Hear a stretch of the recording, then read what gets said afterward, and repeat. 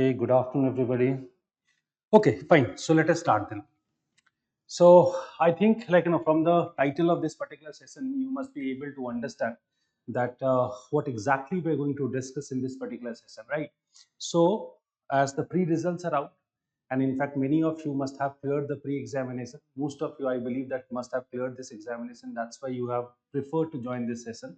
And those who are having this history optional, it is precisely for that, right? So how to approach basically the history optional for mains 2025? That is the real title of this. Okay, that how to approach the mains history optional for mains 2005 to 2025. Now this is the whole idea. Okay, fine. So when it comes to writing the mains examination with any specific optional paper, now maybe there are certain suggestions which are in general, and there are certain suggestions which can be precisely for history optional, right? So of course we'll discuss everything by keeping in mind the history optional only. So when it comes to writing the mains examination with any optional paper, look, ultimately there are two things which are the most important thing. And in fact, I don't need to tell you that when it comes to the optional, it plays very important role. You all must be understanding that how the optional plays very important role, because your marks in the optional is a very much deciding factor. Because if you're scoring somewhere around 270 to 80 to 90, if you're crossing 300, that is perfectly fine. That is very good if you have been crossing 300. And though the pattern what can be observed in the current time, that it is really going to be slightly tough to cross 300. And in general, the marks in the optional paper had been slightly reduced. 4 years back, the situation was slightly different. 4 years back, people were easily crossing 300, and in fact it was more deciding as far as the UPSC final result is concerned. But in the current times, if I believe that if you have been scoring somewhere around 270 to 80, that is considered to be a very decent marks, right? So problem is that what you should do for scoring 270 and 280, because the way I did tell you that it is not only deciding your selection, but at the same time it is very much deciding your rank. If you're scoring somewhere around 250, it is possible that you clear this exam finally. But if you score around 280, in that case, I hope you can understand how come those 30 marks can make the change in your final result, because those 30 marks can take you somewhere else, right? And probably you'll be out of this cycle or the circle of writing this exam again and again. And that's how you should try very hard to select or to score at least 270 280. That is considered to be quite a decent marks in the optional paper, right? But then the question is that when it comes to history optional, what is the best way that, or what is the best approach that you should follow to score this much? As far as this particular optional is concerned, you might find a sort of variation in the marks. At one hand, there are certain there are certain students, they manage to cross 300 also. On the other hand, in general, you'll find that the people are somewhere hanging around 200. So there must be some difference between the approach of both the students, both the aspirants, one who is scoring 280 or 270, and one who is scoring somewhere around 200. And I hope you can understand, if these many differences are there in the marks, how come you can expect of going through or clearing this examination, that you understand well, right? So the point is that when it comes to history optional, what are the things that you should keep in mind, and how you should utilize those whatsoever days are left. This time you are not having much time, so the time is limited, and you have to utilize this time in such an efficient manner that ultimately you can excel your marks in the history optional. Now, moving to one by one, moving to the things one by one. So when it comes to writing the answers for the questions which are coming, what are the things which are needed? Understand it in a reverse way. First thing which is pretty much needed is that the content, right? That you have to have the content, right? In fact, if I'll simplify it more, in that case I'll say that when you read the questions, the first thing which is very important. So when it comes to the questions, right? So what are the stages, right? First thing, the when the questions are coming, so you have to understand the real demand of the question. That is the first stage that you have to be very clear of, that whether you are able to understand the real demand of the question or not. And it is very important, specifically when it comes to history option, because what I have noticed, what I have observed, that students have prepared the subject in their own way, right? They have limited content, and in fact, sometimes they react in this manner that whatsoever they have read, they find that the question is based on the same theme. So that is why they have been writing what they know instead of writing what UPSC was exactly expecting from you. That is one of the major reasons because of what students are not able to score very good. And that's how comprehending question is very important, or understanding the real demand of the question is very important. That is the first thing. Now coming to the second thing. Now the second thing is very simply that once you have understood the real demand of the question, the second thing, that whether you have the most relevant content to cater the requirements of the question or not.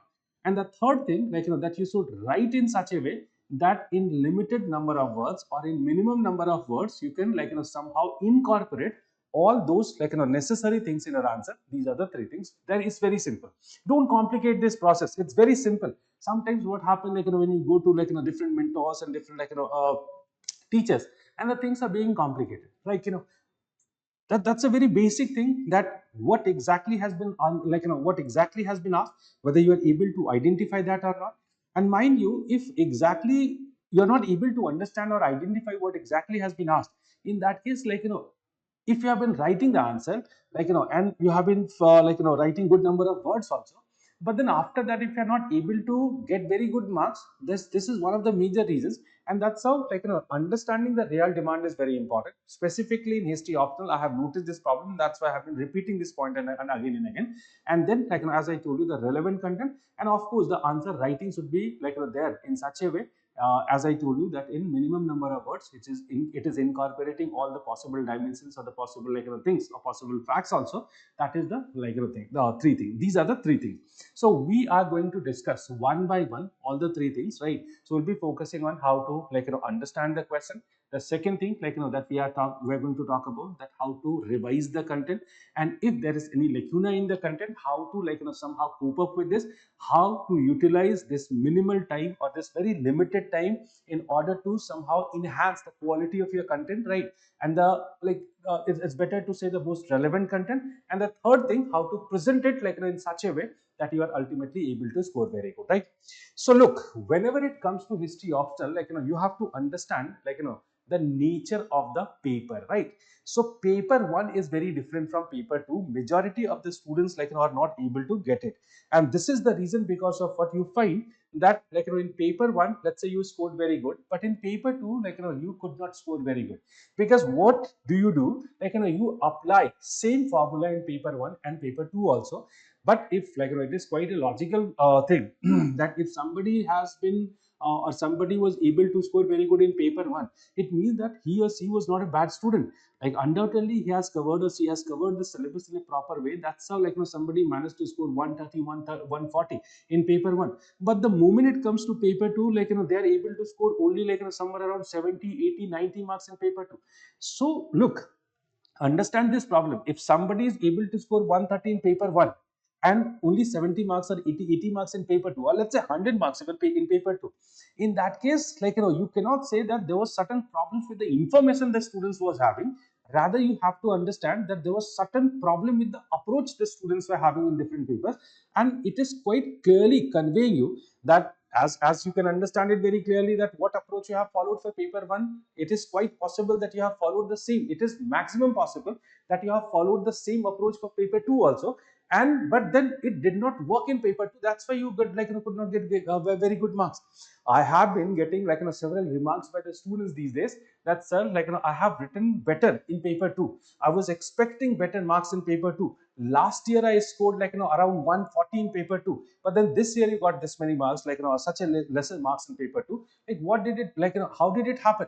So basically it is all about the problem with the approach, right? That is why when it comes to comprehending the questions, right, so that is very much depending on the approach, what you should follow in paper 1 and paper 2. If it comes to paper one, right, and paper two, what the differences between paper one and paper two, like there is a very simple thing I've been telling you, like understand it very carefully.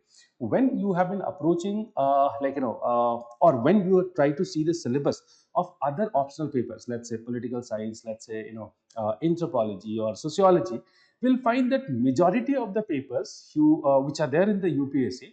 Now, first paper is basically more theoretical, and the second paper is more applied based, right, or application based, or it is more the applied sort of thing.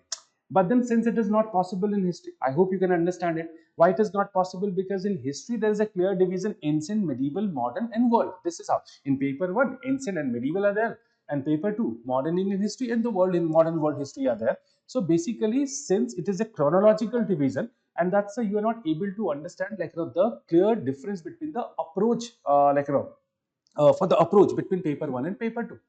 So the way you find that in the other optional papers, if they have kept it quite theoretical, so how do you think that the impact of this won't be there in paper one in history optional? So basically, what I'm willing to say here, that as far as paper one is concerned, that is more theoretical paper, right? This is most theory based paper, and the expectation of the examiners, our expectation of examiners are very different in paper one, as compared to paper two. Why am I discussing about these kind of things? Because there are so many rumors in the market, right? There are so many misconceptions in the conceptions in the market which are roaming around, and in fact you prefer to follow them. Such as when it comes to paper one, when it comes to history optional, of course we'll be focusing on history optional only. Now, what are the most popular rumors? That if you have been making diagrams, right, or let's say maps, you are getting very good marks. That is one very popular rumor. Whether it is needed or not, whether it was applicable or not, right? Ultimately, you just had one word, or you just heard something somewhere, and then you try to apply it. Ki, whether it is fit or not, you ultimately draw a map. Understand this point, whether it is relevant or not. Since beginning, I used to tell one thing, that understand the relevance of it, right? So basically, don't follow these kind of rumors. There's another rumor that I'll talk about, the misconception I'll talk about, that is about historiography.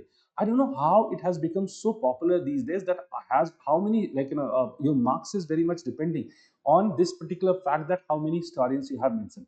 Look, if you have been comparing the answers of UPSC with the academic answers, there is a great difference between the two. When you have been writing the answers in the academics, let's say in graduation or the post graduation, there what happens, there basically you have been writing only 4 answers or 5 answers in 3 hours. So basically, if you have been writing only 4 or 5 answers in 3 hours, that depends on the nature of the examination, right? But ultimately, it remains somewhere between 4 to 5. The point is that in academics, since you have been writing the longer answers, you have better scope, you have greater scope to incorporate so many things.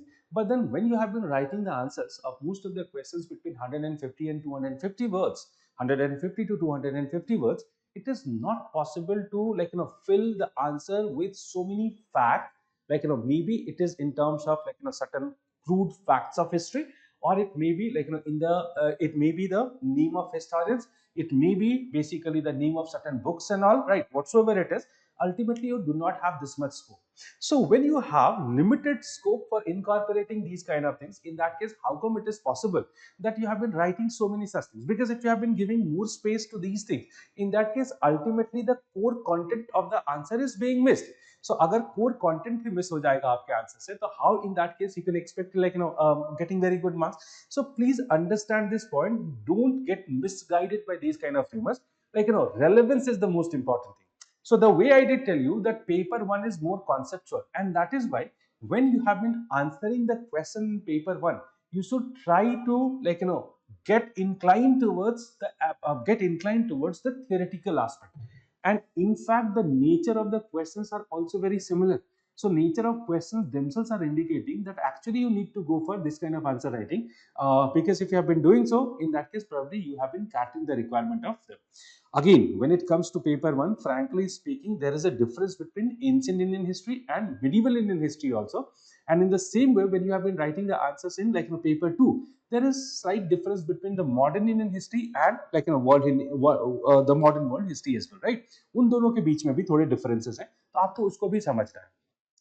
So as I told you that in paper one, you have to be more theory based, and that's how, those historians who have been talking about basically, those theoretical aspects, this should be definitely incorporated in your answer. That is very important. On the other hand, if we'll talk about paper two, probably those historians who have been बहुत applicable भी नहीं है, frankly speaking, और लेकिन अगर है भी तो बहुत ज्यादा उस पर फोकस नहीं करना है. Rather you have to focus more on what, the application, or some sort of uh, uh, uh, some sort of direct writing the answers of those questions that have been asked, whether in paper one you have to follow a different process, right? So the first thing that you have to keep in mind, that is basically that understanding the approach of paper, that's one thing that you have to keep in mind.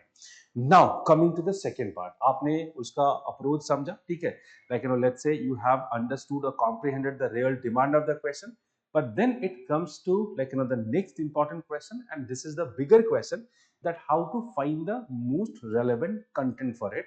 That is the most important thing. Of course, those who have been writing the means of this year, majority of the chances are there that you have covered the syllabus, fine, you have gone through the syllabus in a pretty well manner. Now what may be the ideal condition, or what may be the different cases? Many of you have gone through the optional paper, you have covered the syllabus of history optional, but then now you believe that the kind of questions which are being asked, you do not have the relevant content for this. Like it, of course it is not going to happen in all the questions, wo nahi hone wala hai. Just a second. Okay, fine. So yeah, coming to the point. So when it comes to content, so there are two possibilities. One, you are well prepared with the content and you do not find that any lacuna is there in the content. Matlab, there is no improvement you need or you require in the content. In that case, the most important thing for you is the revision of your content, and that too on maximum times. Okay? This you might have heard from many toppers that in UPSC examination, the volume of the content is not pretty much needed. The revision, limited content, but the maximum revision. Now, what is the core of this idea? Understand it. Understand this also in a better way. When it comes to writing the answers, right? What happens specifically? I'll discuss it with respect to history optional only. When it comes to history optional, you can find one thing, that when when it comes to uh, you know when it comes to the volume of the content, frankly speaking, there is no limitation of it, right? Because on every topic that you find in your syllabus, there are ample amount of writings, and practically it is not possible that you read all these content, you incorporate all of them, and then you produce them in your answer. That is practically not possible. So anything that I told you is practically not possible. Then what is the next thing, right? The next thing is that, whatsoever limited content you read, and why limited content? Because if you read so much, right, but then if you are not able to produce them in your answer, in that case there is no benefit of reading. And in fact, when I do discuss with the students, I many times I come up with one thing, or I came to know about this from the students, that in the last moment they have tried very hard to enrich their content, but then unfortunately what happened, when they get into the examination hall, they are not able to produce those things in the answers. Rather they rely more on the content what they have prepared initially. मतलब साफ साफ ये है कि अगर आप last moment पे बहुत कंटेंट इनरिच करने की कोशिश करेंगे, you'll try to enrich your content a lot. So the question is that whether you'll be able to produce there or not, chances are very minimal that you are able to produce that content in your answer. And that's why you should be quite careful of one fact, that instead of increasing the volume of the content, right, for focus on two things, that whatsoever content you do have, at least you do not fail in incorporating those information in your answer. That is number one. And if somewhere it is needed, if somewhere certain amount of content enrichment is needed, in that case you should do it. Now what sort of content enrichment you should do? If you have as I told you, that if you believe that you have ample amount of content, there is no dearth of content, fair enough, in that case you don't need to do it. आपको वो trust होना चाहिए. अब वो trust कैसे आएगा? That trust would come with one fact, that whether you are able to answer the questions which have been asked in past few years or not, right? Now, why am I saying that past few years? Like, there is a logic behind it. If we'll compare the questions of the UPSC, in that case, we'll find that UPSC has been going through a sort of drastic transformation, specifically with respect to history option. मुझे नहीं पता क्यों, but मुझे लगता है कि उनकी expectation history option के स्टूडेंट्स के साथ थोड़ी ज्यादा है. Because if you compare the questions being asked in political science or PSI or sociology, they are more kind of like straightforward questions. But in history option, you won't find that these kind of questions are being asked. Again, like in paper one, you can find slightly tougher questions. In paper two, you do not find tougher questions. In paper two, like things are simple. But yet, it is a sort of surprise that why people are not able to score very good in paper two. I'll come to that point also. So understand this point. In paper one, right? The questions are slightly tough, and that's the reason because of what, like when it comes to the content, right? So first of all, you should focus more on the revision, right? बहुत enrichment पे focus मत करिए, और enrichment पे जो focus करना है उस पे भी मैं बात करूंगा कि किस तरीके के enrichment पे आपको focus करना है. Revision is the most important thing, right? So when it comes to the revision, right? When it comes to the revision, I would like to write something here only, right? So when it comes to revision, now for revision, what you should do, right? The revision should be undoubtedly quick, as much as possible, right? So you have to ultimately focus on how many areas, like there is one area which is map, there is the second area which is the ancient India, right? The next area is the medieval India, then it is the modern, and then of course modern India, and then it is the world history, correct? Now these are the four parts. Frankly speaking, whether you admit it or not, like there is one reality that in couple of areas you feel comfortable, right? Couple of students feel comfortable in ancient, like a couple of students feel comfortable in medieval, and so on, like some of them are comfortable in modern or world, right? You have to identify in both the areas, right? In both the areas, that where exactly you are comfortable. So if you believe that you are more comfortable in ancient, in that case, like that should be given priority. So don't revise the content in this way, ancient, medieval, like exclude the map right now. I'll come to map later, right? So when you start your revision, you should focus upon one thing, that you should not like go in this particular manner, that ancient, medieval, modern, and world. This is not the right way of doing the revision. You should first try to consolidate one part of here and then one part of here. Now, it may be anything as per your own preference. But then while making this preference, you should keep in mind certain things, right? Now, again, here you need to see the nature of the questions. Agar if you see the nature of the questions coming from ancient, like as I told you that these questions are mostly conceptual questions, ठीक है? ज्यादातर करके वो conceptual होते हैं. और frankly speaking, except like out of 9 questions, because there are only 9 questions from paper one, except one or two factual questions, most of the the questions are basically conceptual. एक दो questions होते हैं जो facts based होते हैं, I cannot deny that, but like majority of the questions are conceptual. But the moment it comes to medieval, like in last 4 or 5 years, the nature of the questions have gone through a sort of drastic transformation. Pahle, if we'll talk about the questions being asked initially, 4 or 5 years back, in that case you'll find that the questions were coming very simple, like in medieval India. So undoubtedly the Satish Chandra's book used to be the most like referred material, and in fact, frankly speaking, whatsoever questions were being asked, majority of them could have been answered quite easily from the book of Satish Chandra only, right? So the way Satish Chandra focuses more on Sultanate and Mughal in 2 volumes, right?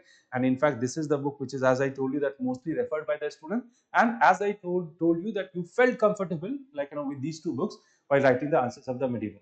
In that case, it was easy कि आपने दो किताबें पढ़ी, जो भी questions आ रहे हैं, majority of them आप solve कर सकते थे, and that's why students had been preferring to focus on medieval, and they were somehow like keep giving ancient Indian less preference. मुझे लगता है कि right now the way ancient Indian history is more conceptual as compared to medieval Indian history, and why so, that also I'll tell you. Because now they have, the way they have changed the nature of the questions in medieval India, they have stopped asking questions from the core of it, and they have like moved towards the periphery. Earlier what happened, like Delhi Sultanate and Mughal had the maximum concentration, ठीक है? अब आप society की बात करेंगे, economy की बात करेंगे, तो वहां से भी सल्तनत और मुगल से ज्यादा क्वेश्चंस आ रहे थे. Majority of the questions were coming from Sultanate and Mughal. Now they have like gone to the periphery. They have started asking about the Kalandariyas. They have been asking about so many questions on the Marathas. they have been asking the questions on the Asaf Jahi dynasty, and this is true that these kind of things you do not study in your paper, right? So if it happens, in that case, what is like, one more thing, they have given greater emphasis on the cultural history of medieval India. So the way, like, and then the moment it comes to the cultural history, like, there is no limit of it, right? Normally what happened earlier when you used to prepare the history optional, like, there are only two topics which are very important in the cultural part. One is, or max to max, like, you can say three or four topics if you include the Sultanate and the Sufi and the Bhakti movement. So what happened? Bhakti movement, Sufi movement, architecture and painting. That's it. Like, it got finished. But right now, the way they have been asking the question on the, like, calendarias, like, they have been asking the questions on the, let's say, the Malbai School of Painting, right? So this is the regional school of painting. And let me tell you one thing, like, maybe you have studied the Malbai School of Painting for GS perspective, but then if you write the same answer for, like, means, probably you won't be getting very good marks. Undoubtedly you'll be getting marks, but ऐसा भी नहीं है कि आपको बहुत अच्छे marks मिलेंगे, because optional में थोड़ा तो different approach होना चाहिए. There should be some different approach towards the optional. So that is why, like, don't expect that by giving some same sort of basic information what you study in general studies, you can get good marks in the in this particular part.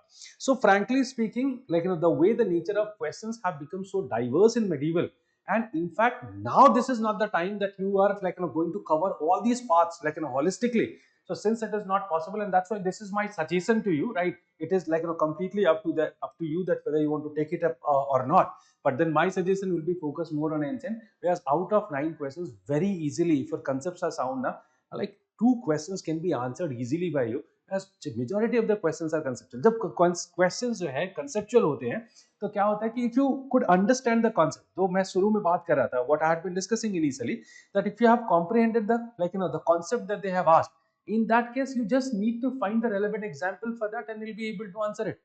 So hardly matters that whether you have the proper amount of facts for writing these kind of answer or not. In medieval, when, like, any question is being asked on calendaria, let's say, right, or Malvai School of Painting, or I've been taking the examples from the last year only, then it becomes very important that whether you do have the sufficient amount of facts or not. And since these are very peripheral topics, and that's why chances are less that you have studied it so extensively that you are having proper amount of facts. In that case, I believe that a writing answer in the ancient part is easy as compared to, like, as compared to medieval.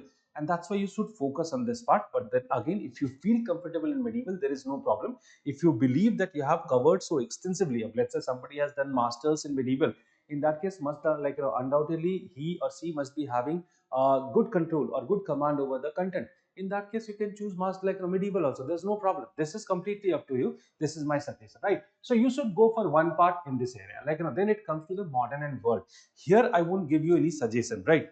Undoubtedly the nature of questions, like, are changing here as well. Fine, so sorry for this disturbance, the technical inconvenience, right? Okay, anyways, when it comes to the modern India and modern world, I won't give you any as such suggestion, because there are certain students, they feel very comfortable in world history. And I will definitely tell you that yes, world history is a bit easy. And why it is easy, like, there's a very simple reason, that yet they are not very innovative in world history. The way they have started doing the innovations in ancient, medieval, and modern, right? This kind of innovation has not been done yet in the modern. But then you should be always ready for the surprises. Frankly speaking, अगर मैं कहूं कि what you study in the modern world history, that is not even 1%. I think 1% भी मैंने बहुत ज़्यादा बोल दिया, ठीक है? That is not even 1% of the real history of the modern, like, modern world. There is ample amount of content, the dimensions, right?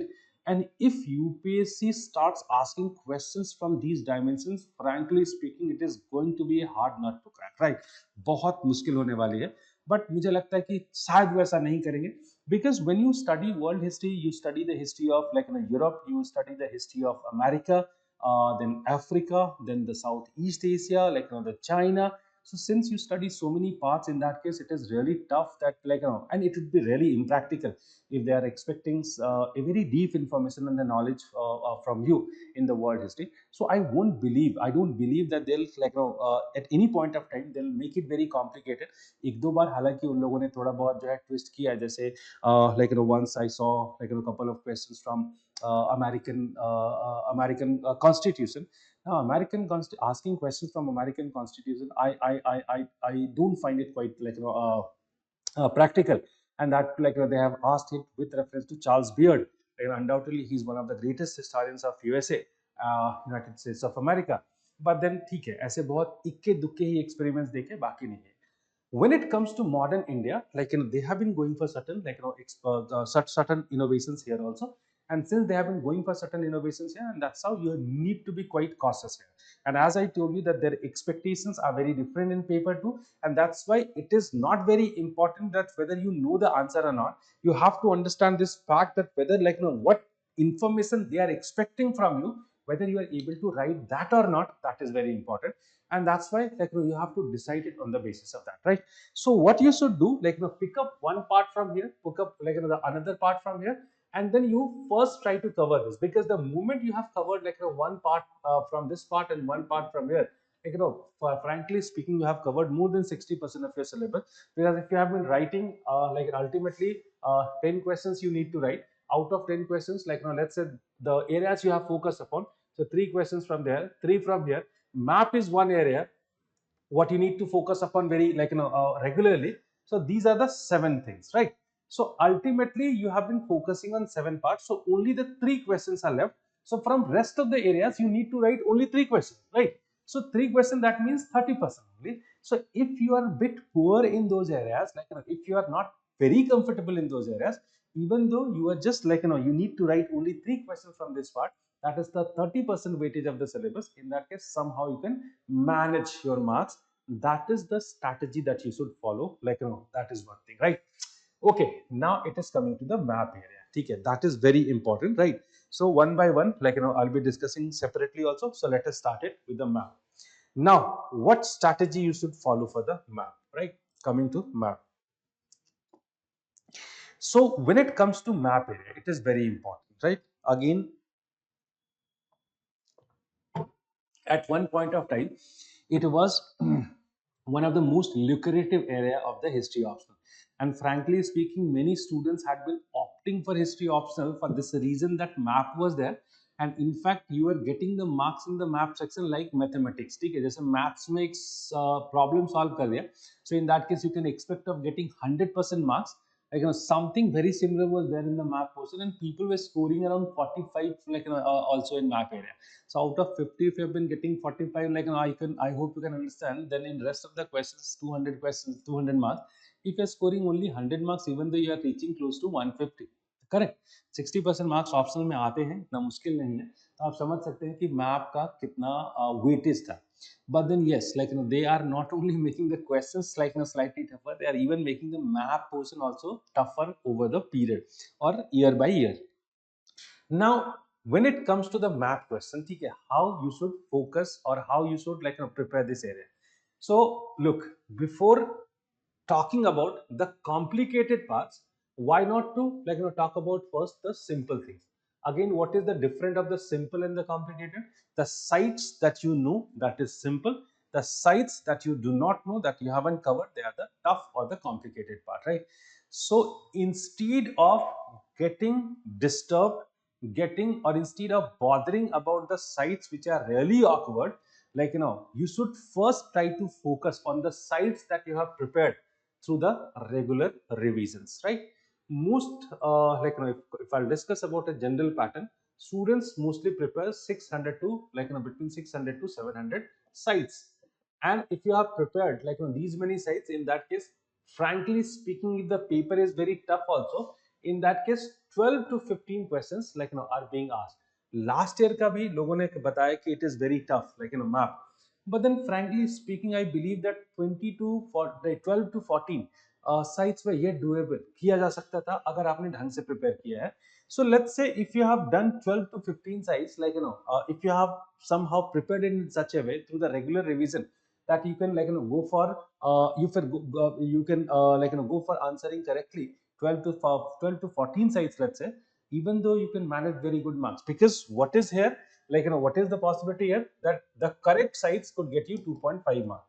So what you should secure, that at least the sites that you know, you should try to secure two and 2.5 marks. So if you have been doing only 12 sites correctly, even though you are getting 30 marks, ठीक है. So कम से कम एक normal question में जितने marks आते हैं उतना तो आपने secure कर लिया, 60% mark, and that is the minimal one I am telling you, right? So that is the reason, निश्चित को छोड़कर अनिश्चित पे मत जाइए, ठीक है. That is my suggestion from my side, because if there are awkward sites, in that case nobody would be able to answer it, and that's why don't bother a lot, right? What you need to focus upon, that जो sites आपको आती हैं, the sites in which you are very comfortable, that should be done correctly. And for that, what you need to do, there's one thing that you should focus upon is the exact location. So locating them exactly is one problem, because most of you try to prepare it from the some sort of material or books. But then I have noticed that I have more or less gone through all the materials which are available in the market, and I could not find any such material which is accurate. Any material, I cannot take the name of this. And frankly speaking, by the time I had been trying to do it manually, okay, because of course I had been preparing notes for the map area also, and by the time I kept on doing it manually, undoubtedly there were several mistakes were there, and that's why finally last year I did a change, and I made the digital notes, and I did the locations with the help of the Google Maps. Undoubtedly, after using the Google Map, there is not a single discrepancy with respect to the location of the sites. So you need to make sure that you know the exact location. But here also there is some confusion that I would like to rectify. Okay, what is the confusion? That if there is a minor difference also, if there is a minor difference also, in that case, what answer has been given as the correct answer by UPSC, that is considered to be the right answer. And if they are pretty close and you have write the name of the other side, in that case you won't be getting the marks. This is a great confusion. Let me tell you very frankly, what pattern they used to follow. Let's say in this particular place, there were three sites which were there. Let's say they were very located in a very close proximity, and they have asked one question. Okay, what site is this? Okay. Or they have given that it's a Neolithic site. Now there are three Neolithic sites here. You know the name of three Neolithic sites. In that case, what happened? You believe that जो answer UPSC ने दिया है, अगर आपने वो नहीं लिखा तो गलत हो जाएगा. This is a misnomer, right? Ultimately, if it is in a close proximity, or usually जो pattern होता है कि they put the pencil over here, and if it is within the periphery of that particular site, in that case, whatsoever site you have written, that is the correct answer. Let's say if you know more than name of more than one or two sites, in that case, what is going to happen? You just write the name of X, Y, and Z, and you write the description of facts. That is the right way of writing writing the answer of these kind of questions. So, frankly speaking, this is the right way of doing this math area. Fine. Okay. Thank you. Okay. So this is exact location, right? And then as I hope this confusion is also removed now, and this confusion is must not be there. So you just write the name of all the three sites if possible. अगर आप एक का भी लिखते हैं और उसका भी description लिखते हैं, तब भी आपको पूरे marks मिलेंगे. Again, that is a guarantee from my side. Okay, fine. Now, yes, there is another part which is very much ignored, is the most relevant description, right? Unfortunately, people focus a lot on locating the sites, and unfortunately, they do not focus a lot on the writing the right description of the right description of the site. When it comes to description, I hope you must understand that there are ample amount of information regarding or pertaining to that particular site. You cannot write all of them. There are only 30 words. So you have to write the most relevant information. And what are the most relevant information? Among the most relevant information, we can say that if you remember the exact location, it's let's say district, that would be pretty good. Then if any river is passing by, then who was the archaeologist or who were the archaeologists who have worked in the excavation of this particular site. Now again, it is very tough to remember for all the sites, but at least those popular sites, and in fact, frankly speaking, there are only 5 to 8 archaeologists who have excavated majority of the sites. अगर आप period wise भी देखेंगे तो आपको कुछ ही archaeologist है, या region wise देखेंगे तो आपको कुछ ही archaeologist है जो मिलेंगे, और वही 8-10 archaeologist के नाम अगर आपको याद है बहुत अच्छे से, frankly speaking, you'll be able to write the name of the archaeologist, right? And then certain specific features of that site. One more information which is very important, that is about the continuity. mark my words, like if you do not focus on this continuity wala element, in that case it is going to be very tough. Let's say there is a site which was there in, which was existing in the Mesolithic times, then in the Neolithic times, and even in the historical age.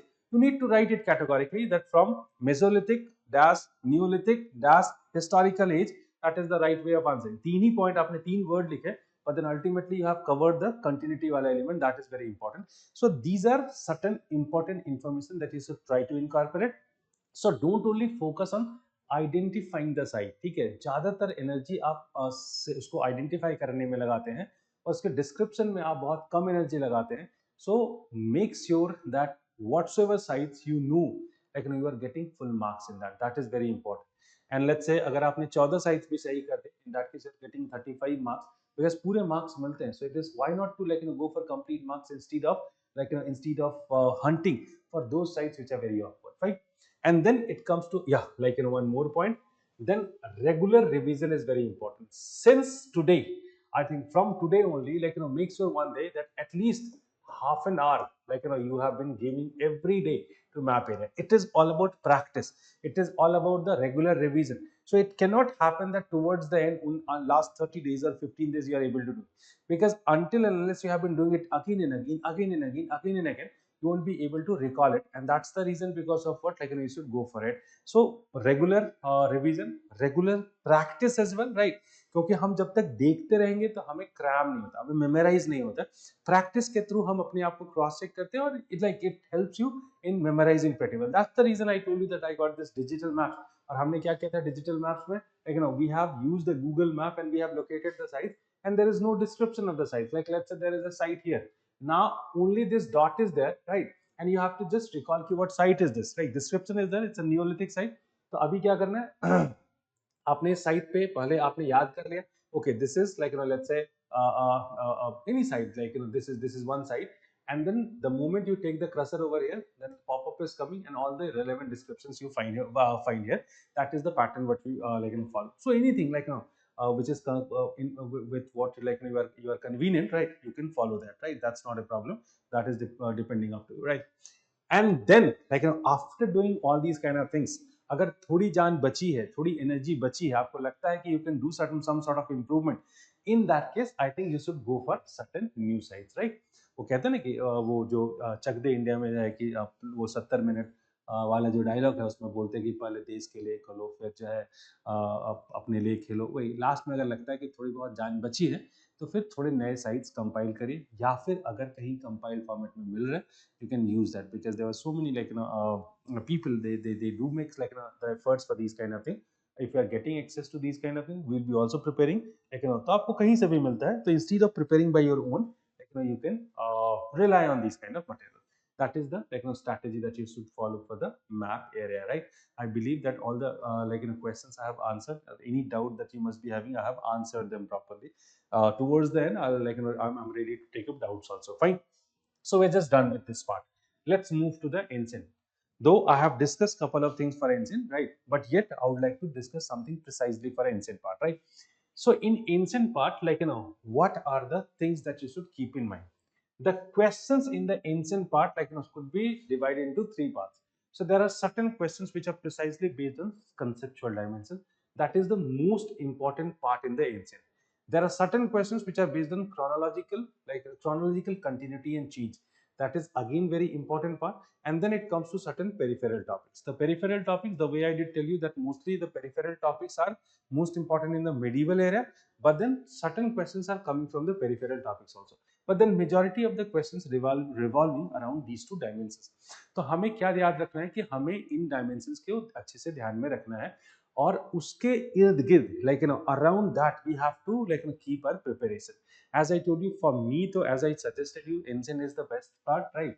And now I have given certain questions also. You can read couple of these questions, such as for the sake of example, we can take couple of them. Symbiotic relationship between Buddhist establishment, traders, artisan guilds and the royal support led to a close proximity of religion, economy and polity in the modern and the post-modern period. Examine the statement. Now it is not a facts based question. ये कोई factual facts के ऊपर based नहीं, concept आपको पता होना चाहिए कि when it comes to the process of the state formation and what are the other supporting factors or the prerequisites for it, and the moment you understand this process of urbanization, process of state formation, and the religious institutions and the kind of relationship exist among them, I hope you'll be able to answer this question. So इतना tough नहीं है, ये आसान है.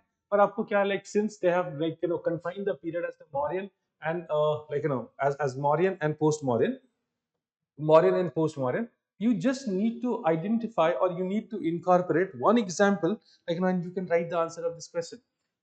Discuss the role of Buddhism in shaping the socio-religious landscape of Mauryan Empire. Now, this is a content that you do not read anywhere directly.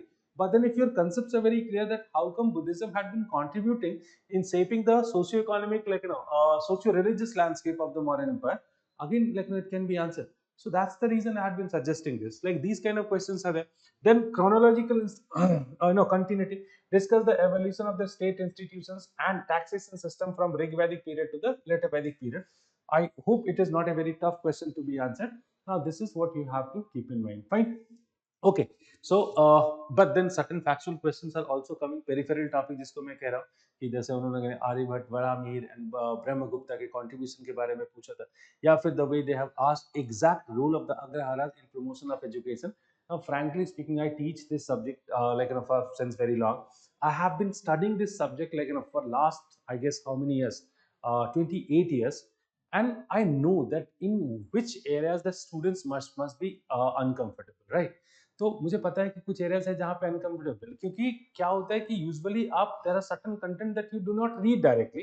आपको पता है, you know about agrahara, you know about the role of agraharas, role of agraharas in education, but then you do not have the proper amount of content.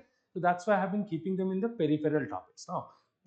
So these are the bouncers basically, so you can avoid these kind of questions, but then by identifying such kind of things you can focus on certain areas. ठीक है, वो हो सकता है आपके notes में नहीं हो. So वो जो कहते हैं ना कि कंटेंट इनरिचमेंट वाली मैं बात कर रहा था, so I think this is the enrichment I was talking about, that at the end you can add these kind of things in your answer. That is how content enrichment could be done. Okay, fine. So when it comes to ancient, I did tell you categorically that what are the areas you should focus upon. Fine. Let's go to the medieval part. In medieval part, now there are more changes. If I'll talk precisely about the changes, I can tell you one thing, that earlier the majority of the questions were focused upon or focusing upon the Sultanate and the Mughal period. जब भी medieval की बात आती थी, हमारे दिमाग में एक ही perception होता था कि एक part है Sultanate, एक part है Mughal, right? And in between there is a transition, and in this particular transition the Vijayanagar and Brahmani, that's it. Now in Vijayanagar also some fixed dimensions were there on what you can expecting you could expected questions, you could have expected question. और बहमनी बहुत rarely पूछा जाता था, but ठीक है कभी कभी पूछते थे, यही पता था. But then they have moved a lot from this, and now they have minimised the number of questions. First of all, as far as this questions from the regular topics are there, now the approach of these kind of questions have also changed. Instead of asking about Akbar's religious policy, which might be a quite quite a non-topic, now they have been asking ki instead of getting credit, Ibadat Khana brought growing discredit to Akbar. Now it is not, this is though coming from the Akbar's religious policy, but then you can't write about Akbar's religious policy. And frankly speaking, when it comes to a statement, the way the statements were creating problems for you in paper 2, now they have been bringing such kind of statements in paper 1 also. Now the point is that undoubtedly there were certain historians who have discussed or written Akbar's or criticized Akbar's Ibadat Khana on the basis of this. Fine. तो एक problem जो आपके साथ medieval में है, that you are very poor in historiography, right? Why you are poor in historiography? Because since you have read Satish Chandra, which has completely skipped the historiography wala part, and that is the reason because of what you lack historiography in this part. But then this question cannot be answered without knowing the historiography. That's number one. And in fact, you have to have a good criticism of Ibadat Khana also, because we know that this statement is correct, but the point is that what points should be written, in order to justify this credit. And in fact, comment is there, so you have to give a sort of comparative or a sort of analytical description should be there. So what I'm trying to tell you, that even in the regular themes of the topics, they have been asking the new dimensions, and you need to be ready for that. Like look at this question also. Examine the causes and consequences of peasants uprising during the reign of Aurangzeb. Now it has been asking about the peasants uprisings. Maybe you have read it somewhere. Okay, when you read about Mughal decline, you read about the peasants uprisings and all, but then you do not focus a lot on this particular part. जबकि यहाँ से इन लोगों ने question पूछा.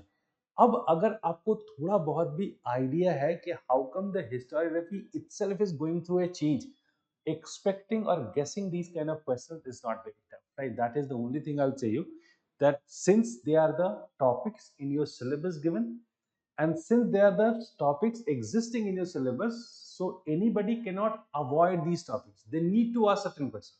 ऐसा नहीं हो सकता है कि let's say if like in medieval there are 12 topics, like so out of 12 topics, if 4 or 5 topics have been dedicated to Sultanate and Mughal, so they are completely skipped, and only they have been asking the questions from the Marathas or let's say Vijayanagar and all. That is not possible.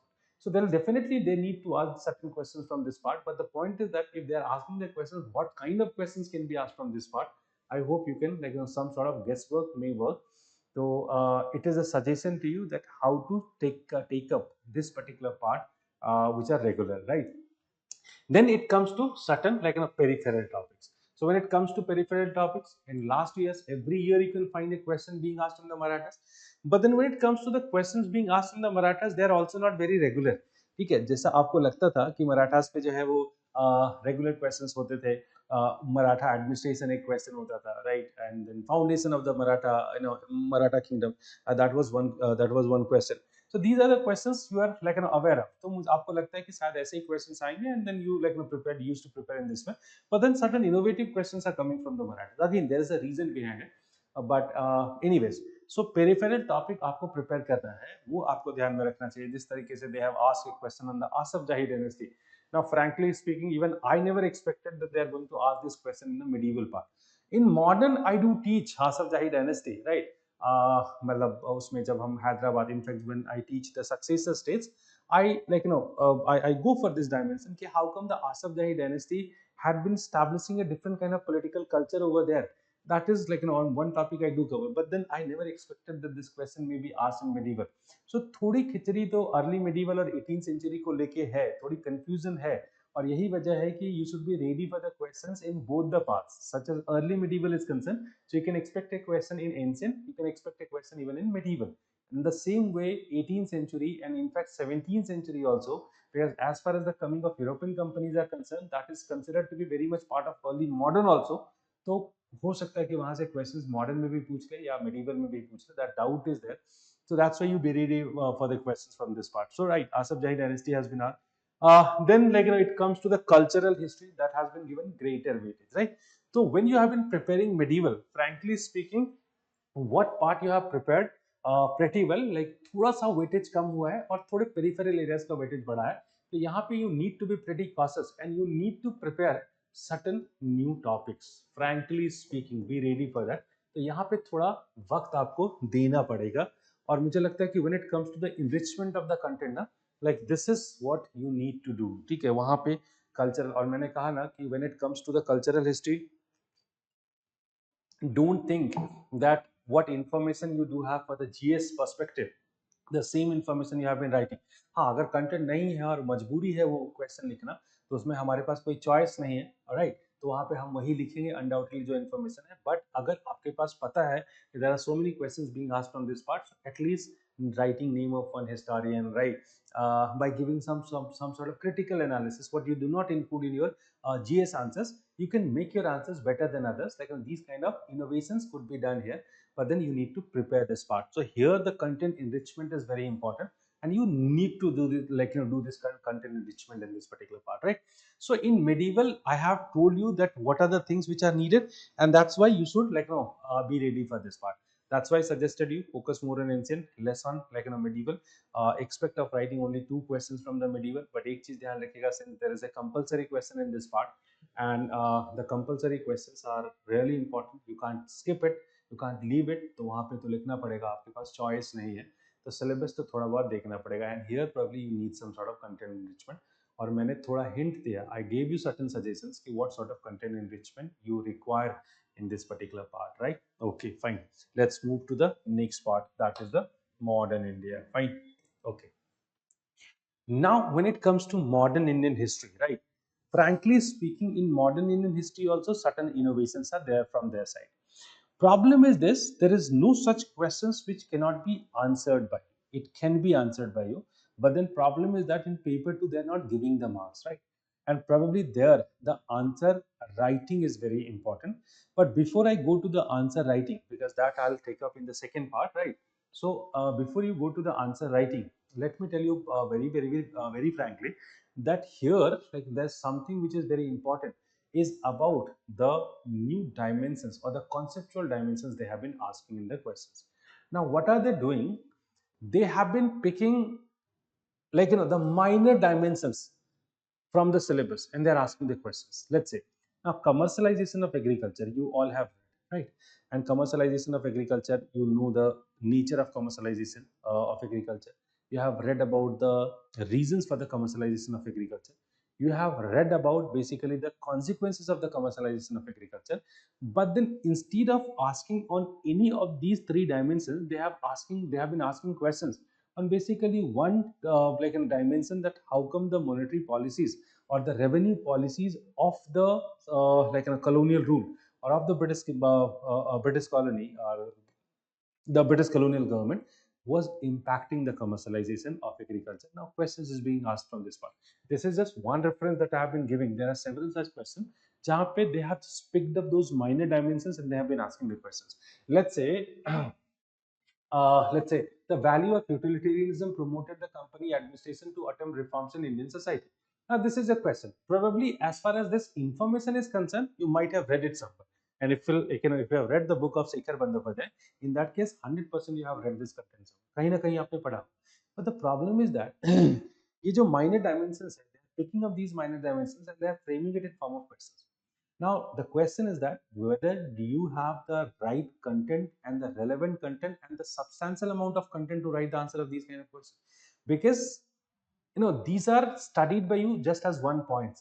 You never thought like these sentences could be used for making the questions, but then they have been making the questions on these parts. So it means that there is like again, understanding the real demand of the question becomes very important in this part. और यहाँ पे आपको वो देखना पड़ेगा, वो ध्यान रखना पड़ेगा आपको, ठीक है? और फिर उसके हिसाब से you need to write your answers. As per that only you need to write your answer. So in modern India, like they have certain innovations, right? और कुछ minor dimensions पे है, such as like they have asked the questions on the treaty of Salbai. Now normally ये जो topics होते हैं हम बहुत prepare नहीं करते हैं, but the way they have increased the number of like some sort of questions based on the acts like passed by the British Parliament, then those treaties signed between like the Indian powers and the colonial rule, they have increased the number of questions from this part. And on the other hand, they have reduced the number of questions which used to be very regular. Specifically, अगर मैं ज़्यादा categorically कहूँ, तो what topics were highlighted by the Marxist historians a lot, they have been reduced in number, and now some peripheral topics and the minor dimensions are being highlighted. Marxist historians had majorly focused on the economic history of modern India, and that's how you read a lot about commercialization of agriculture, deindustrialization, then deindustrialization, then drain of wealth, and so on. उस part को थोड़ा reduce करके they have started asking the questions from this part, and that's how like I can say कि there are certain changes. तो वो आपको थोड़ा prepare करना पड़ेगा. But then whatsoever content you have read, थोड़ा I think while revising that content you need to be little cautious only. ठीक है? If these kind of sentences are coming, let's say most of you must have read Shekhar Bandyopadhyay, I believe, and I always used to say one thing: all these lines on what the questions have been meant, they have been picked up from like Shekhar Bandyopadhyay only. So while reading that particular book, you need to think also कि अगर इसको question में convert कर दिया तो हम क्या लिखेंगे? And if you do not have content, in that case, try to hunt some content. Then and there only that you can recall, or if this kind of question, these kind of questions are coming, so you do have some content at least to write the answer of these questions. One reason because of what you are getting lesson marks in paper 2 is this also, that they have been doing these kind of experiments, right? So this is my suggestion. It थोड़ा innovative रहिए इस area में. Now, frankly speaking, when the moment you go to the world history, as I have discussed earlier only, that you do not find great amount of innovation as such in paper 2 in the world history section. ठीक है? Innovations यहाँ पे काफी कम है. तो अगर आप preference देते हैं, if you have been giving preference to world history for writing 3 questions, the choice is yours. You can definitely go for that. But of course modern history से कंपलसरी क्वेश्चंस तो करने हैं, तो प्रिपेयर तो करना पड़ेगा, but then choice is yours, right? Maybe some of you are feeling comfortable with Indian history only, modern Indian history. In that case, you can go for it. But then I gave you the suggestion that how to prepare the content, right? So as far as this content part is concerned, right? So now this is how you need to do the revision. And I did tell you that what are the areas where you need to do some sort of content enrichment. So if I'll brief them once again, I'll say that in medieval, you need to, let's say, one by one. Okay. In ancient, you need to do focus on concepts, right? The models, right? Okay. Then in medieval, frankly speaking, some content enrichment you require, right? In modern, again I'll say that more innovative thinking is more important here. While reading your content, and don't prepare it with the notes. I'll suggest you that it is good for you that if you have been revising the book of Sekhar Bandapade, and trust me, that book is really worthy. So revise the modern in history from Sekhar Bandapade's book, and try to think while revising it. And whenever you feel that a question can be framed from this part, अगर नहीं है पूरा content तो थोड़ा उसको आप cover करो, collect करो, फिर देखिए this part. World, you don't need to anything as such extra, nothing extra. You focus on whatsoever material you had been focusing, that's it. Map मैंने बोला regular revision, nothing else, right? Focus more and more on revision and practice is very important. I didn't write over there, right? But map is like, I've been writing here. Map is about like, practice and revision. I have already told you. Yeah, these are the things that you need to focus on, the like, as far as the content is concerned. So I've just covered the second part also, right? But then there is a third part also. So before, like, I go to the next thing, there are a few more things I would like to talk about. So when it comes to writing UPSC Mains with history optional, I told you about certain misnomers, right? What are these misnomers? जितने historians उतने marks, ठीक है? ये गलत है. This is wrong. This is not correct at all, right? Hardly, look, of course, it is very much depending on the nature of questions also. Oh, sorry. It is depending very much on the nature of question also. But then in general questions, if you have been mentioning two to three historians, that is more than enough for you. But then it won't be applicable if any debate has been asked to you. ठीक है? अगर debate पूछ ले तो उसमें हो सकता है वो ज्यादा हो, बट इन जनरल दो से तीन historians, like that would be more than sufficient.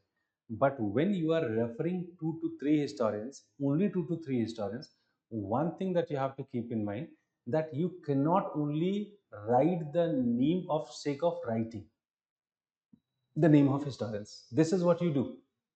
What happens? You do not remember any historians since you have read it in Bipin Chandra Sekhar Bandapade. You mention their name only. That you can't do, right?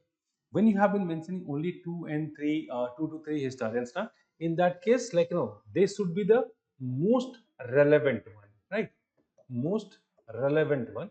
Now, when it comes to the most relevant, so it would be good if you have been using the new historiography. New historiography means simply the revisionist historians. Okay. Who are these revisionist scholars? The revisionist scholars, those who have been writing about the same topics discussed previously by other historians, but then maybe their approach is a bit different and they are not confined. Like, with those schools, what we have studied earlier, like nationalist, Marxist, like, and so on, they are not necessarily confined with this. Like, the boundaries of these schools have been broken now, and in fact, like, historiography has moved towards a new dimension. तो जो नए scholars है, ये they are expecting. This is like something being expected by them. And in fact, नए historians, one of those who are very active right now, many of them must be like, going for paper evaluation and all these kind of things also, paper setting and paper evaluation also. सो वो जो है historians थोड़े आपको use करने चाहिए। बहुत अलग अलग तरीके के हिस्टोरियंस हो सकते हैं। आप जैसे मेडिवल की अगर हम बात करें, so cultural history is being included. The way I did tell you that cultural history में थोड़े इनोवेटिव आंसर्स होने चाहिए। तो let's say while writing the history of medieval Indian history, answers in the medieval Indian history like एबा कॉच को आप mention, एबा Kock को आप मेंशन करते हैं, सेल्डन पॉलक को आप मेंशन करते हैं, ठीक है, समीर मोइज रिजवी को आप मेंशन करते हैं। So this is important, like so थोड़े नए हिस्टोरियंस आपको जो है वो मेंशन करने चाहिए। अब इसी तरीके से जैसे आप मराठास के ऊपर बहुत सारे क्वेश्चंस आ रहे हैं, like there is one professor from JNU मीस Kadam, he has worked a lot on the Maratha history, like if you have been mentioning his name that is good for you. So using those recent and the relevant names can get you better marks, right? So here you need to be very cautious। ऐसे ही ancient India में अगर कोई cultural history पे पूछा गया तो अपने पारुल पांडेधर का नाम मेंशन कर दिया, या इसी तरीके के कुछ और हिस्टोरियंस है। तो थोड़े बहुत अगर पॉसिबल है आपसे, if it is possible for you, in that case develop this habit of referring these names, right? That is one suggestion I'll be giving you. So this is the new historians, so don't get this particular perception that maximum names of historian, maximum marks, never happens, it is never going to work for you. That is one suggestion and I'm very serious about it, mind you. Okay. So that is all about the historian. Then you should focus on the terminologies. What I have noticed that sometimes students use some wrong terminologies, right? Some wrong terminologies, as in matlab there are not the words being used in history and you use them. That seems to be quite childish, ठीक है। अब किसी ने students ने use किया कि revenge school ऐसा कुछ करके यूज किया। There is these kind of words cannot be appreciated, right? Of course, like people would get angry because history writing is not something that one group is trying to take the revenge from the others, right? This is not the way. That may be reaction, but then it is not the revenge, right? So I'm just giving one example. तो यहाँ पे आपको थोड़ा cautious होने की जरूरत है, that use the right terminologies. If you can make such kind of comparison, that may work for you, right? So that is also a good thing that you have to keep in mind. Okay, fine. Then it comes to the name of the books. This is one pattern which had started which is quite much applicable in the current time, जहाँ पे नए किताबों के नाम, it's not necessary कि नए, अगर जो हिस्टोरियंस को आप मेंशन करें, whatsoever historians you have been mentioning, if you are able to write the name of those historians, this is good for you, sorry, name of those books, this is good for you.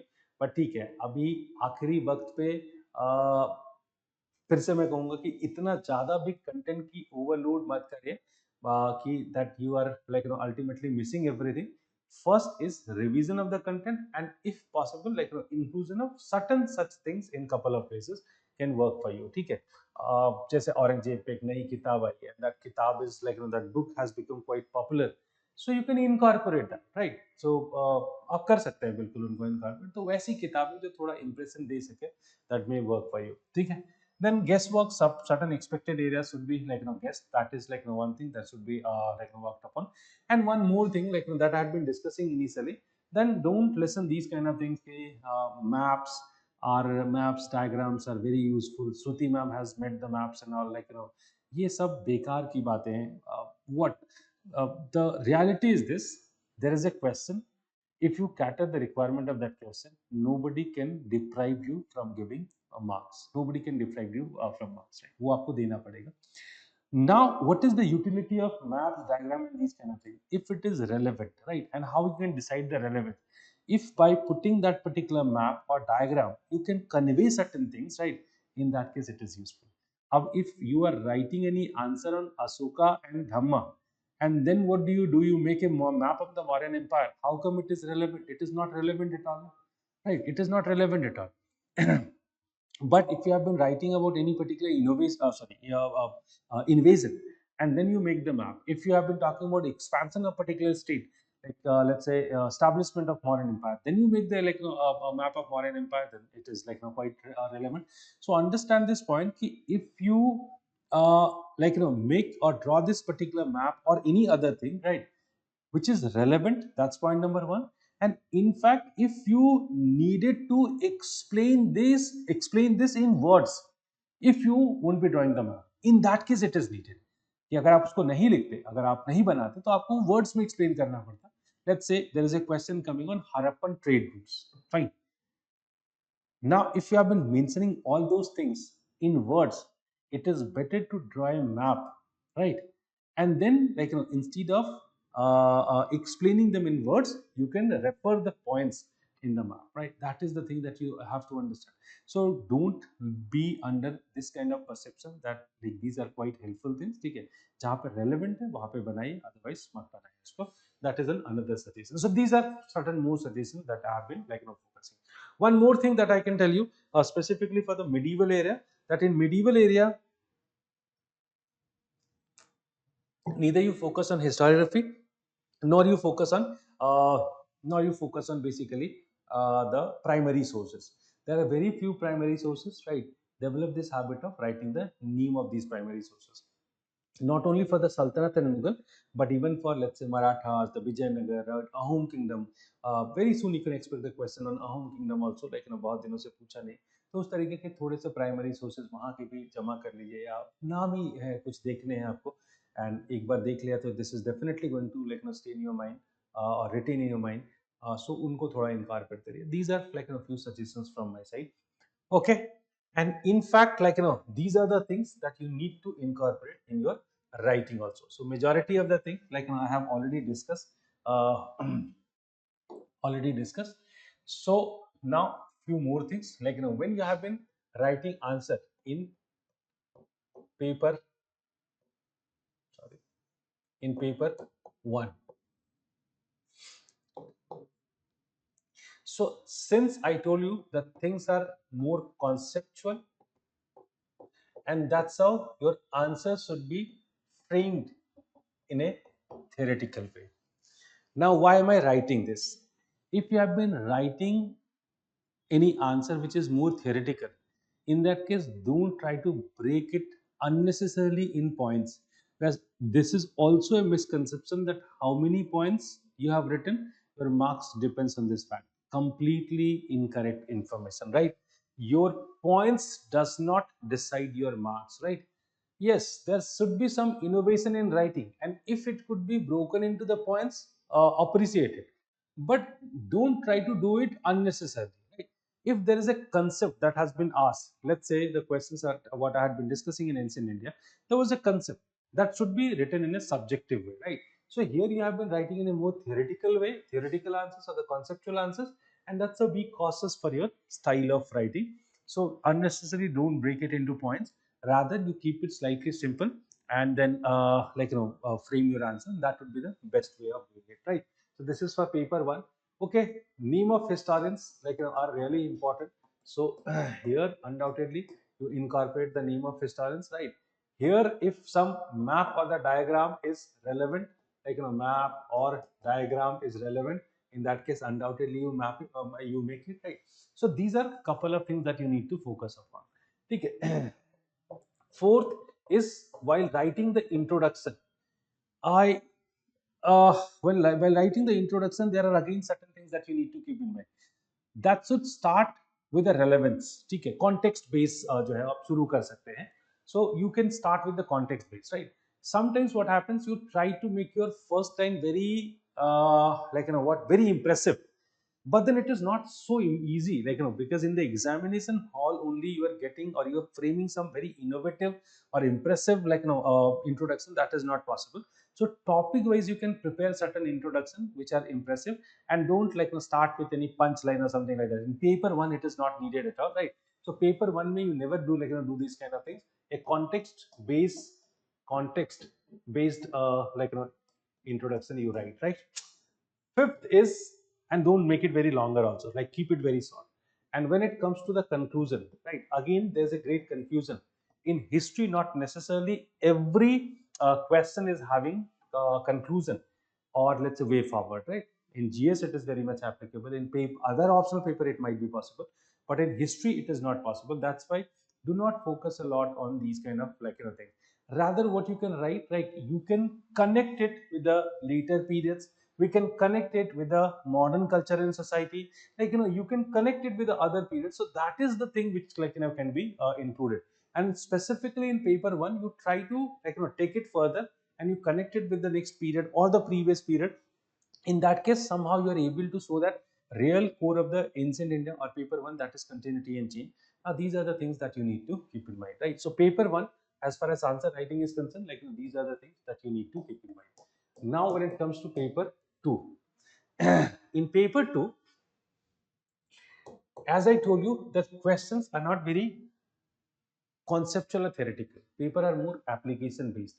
And that's how here you don't need to be very subjective. Rather, you can follow a sort of objective pattern of writing the answer. Now, when I say objective pattern, it does not mean you're just giving the points. Undoubtedly, if you're writing any point, some sort of explanation is needed, right? Acha, one more thing. Sorry, I missed to tell you. It is, I'm saying you here to write the subjective answers, but then you can break them into certain sub themes as per the as per the questions. Correct? That you should do. Matlab whatsoever themes are there in the questions, that you can make as sub themes, right? Here the pointer format could work, but pointer format does not mean that you just wrote two words and your point is done. No, one liner explanation is needed, right? So objective questions, right? Here there should be some incorporation of the factual information, right? So whether it is date, names of anything, newspaper or anything, that may work for you. So you need to keep in mind this is also another thing which is quite applicable here. That is also one thing. Okay, you can go for some sort of horizontal connection, right? Horizontal connection. What is what do I mean by horizontal connection? Let's say if you any you can connect two regions of India, two regions of world also while writing the history. Okay, this was happening in Europe, that was impacting the America or India. These kind of connections you should make over here. Like here you are making basically the vertical connection. Here you can make some horizontal connection, right? When you write the intro in this particular part, so in intro you should write basically, here you can start with some sort of punchline, statement of any historian, reference of any historian. These kind of innovations are quite welcome here. So here you make it bit innovative. Again, topic wise, you can collect some such sort of statements what can be used by you in the introduction. And in fact, that is very much applicable in conclusion also. And here in the conclusion, you may become quite conclusive as compared to paper one, because in paper one you cannot be so conclusive, but in paper two you may be quite conclusive. That is the thing. These are the things that you need to keep in mind, right? So as far as answer writing is concerned, I'll come up with another session of answer writing, and there I'll go for some model examples also. So I'll keep it quite descriptive. Right now, basic things I have suggested you, but then I'll come up with a separate session. So be in touch with us, right?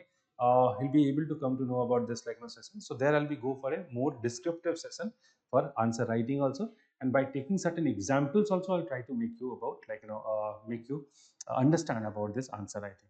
So that's all from my side. If you have any question or query, you can ask me. If you have any question or query, you can ask me.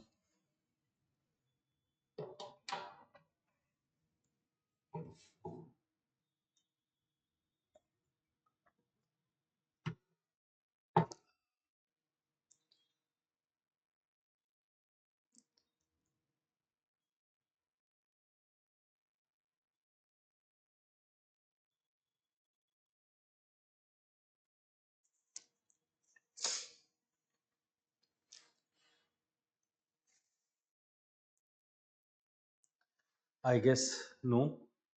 In that case, thank you very much for joining the session. And if you do have any question and query, you want to connect to me personally, in that case you can approach to GS School. You can connect with me personally also. So thank you very much for joining this session. Thanks a lot.